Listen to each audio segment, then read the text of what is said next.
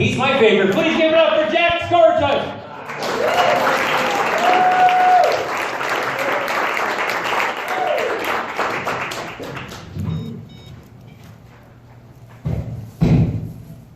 So I'm a dad of 4 kids, and my biggest worry is that somebody will kidnap them from our house at 357 Medford Drive.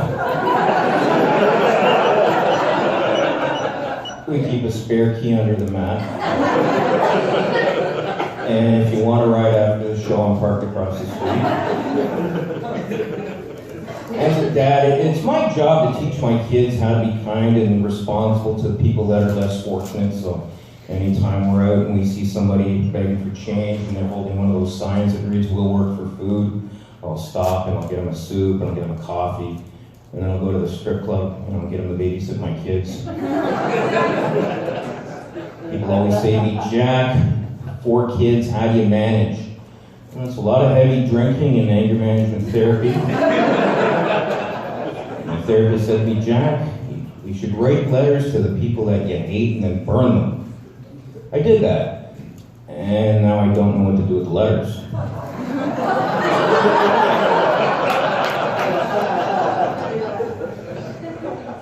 People say, "Why do you have 4 kids?" It would have been a lot less if I could have convinced my ex to try out anal once in a while. Actually, we did try it once. Hurt like hell.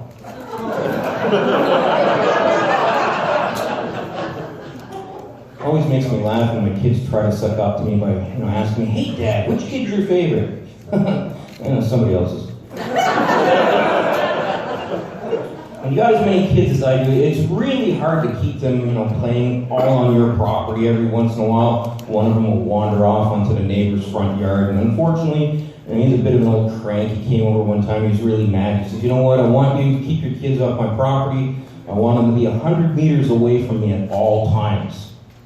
So I did as he asked, and I had him registered as a sex offender. When the school year started, promised my kids that for every grade of A that they bring home on their report card, I'd pay them $100. Shows them that I value a good education, and it saves me a lot of money because my kids are fucking stupid. Don't get me wrong, I love my kids. That's what I always tell the people at Children's Aid.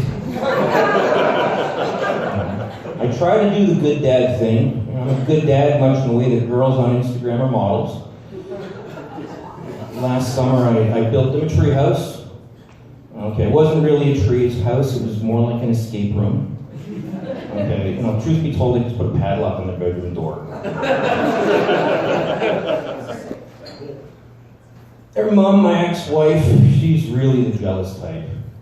Anytime I was on my phone, she'd be all over my ass. "What are you doing? Who are you talking to? Who's this bitch Amber Alert?" Why does she keep texting me at 3 a.m. about her kids? But, she was unpredictable, my ex. She went to a bar one time and she brought another woman home with her, pretty much fulfilling every guy's fantasy. Yeah. Unfortunately, it was drag queen night. Yeah, looking back, I kind of did wonder why Cher was at a bar in Oshawa. Yeah, I'm still pulling glitter out of my ass. As you can see, I got a lot of tattoos, and you guessed that I got her name tattooed on me. Wouldn't recommend it.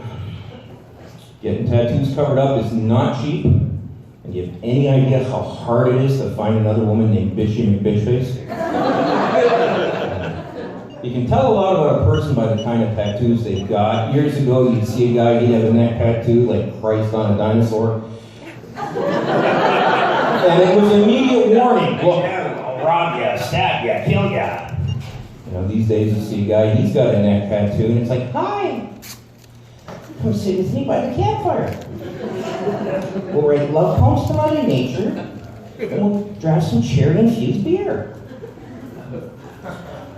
The other night I was getting my dick tattooed.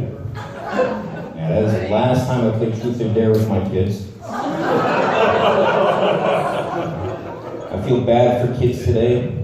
Thanks to the internet, they will never know the joy of masturbating to the lingerie section of the Sears catalog.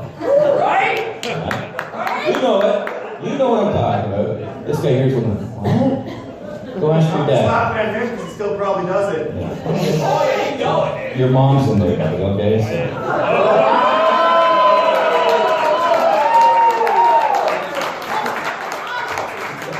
I fucking highly doubt that.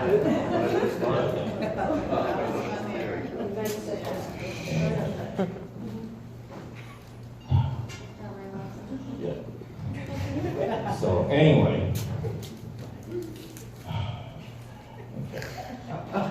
recently started dating again, and my ex, she recommended, try out this new app called Grindr. Nothing but a sausage fest. Although I did see Cher on there. And of course I swiped right. But recently I've been dating a girl, she's an anti-vaxxer. I figured date anti-vaxxers because 8 years of child support is a hell of a lot cheaper than 18. And the other day we were in the store with her 2-year-old and he was having a tantrum. Well, she called it a tantrum. I think it was more like a midlife crisis. Being an anti-vaxxer, of course, she doesn't believe in spanking her kid. And I'm not his dad, so I can't discipline him or punish him. So anytime a little fucker acts up, I just lean over and sneeze in his face.